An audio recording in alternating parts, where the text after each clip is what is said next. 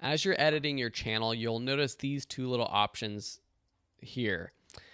So one is called featured channels, one is popular channels on YouTube. So featured channels is if you have another channel or if you're partnering with someone that you want to feature on your own YouTube channel, you can do that. So for example, say I want to feature Video School Online. I just type in my name or my account name or paste the URL.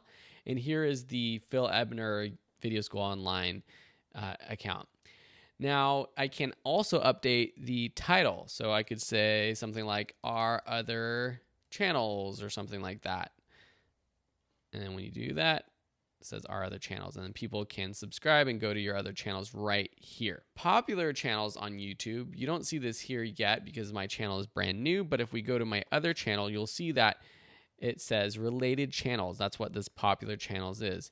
And it shows other people like my channel. They do videos about the same thing and they have similar style, similar subscribers, that kind of thing. So if you want to, you can disable that, but know that if you disable it, it means that your profile can't show up on other people's accounts.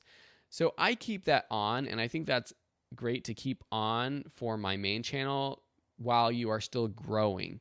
Because even though you kind of are advertising for these other people from your own channel, and ideally you want people to just stay on your channel, it is a great thing that other people can find your channel from other people's channels. So I would leave that enabled.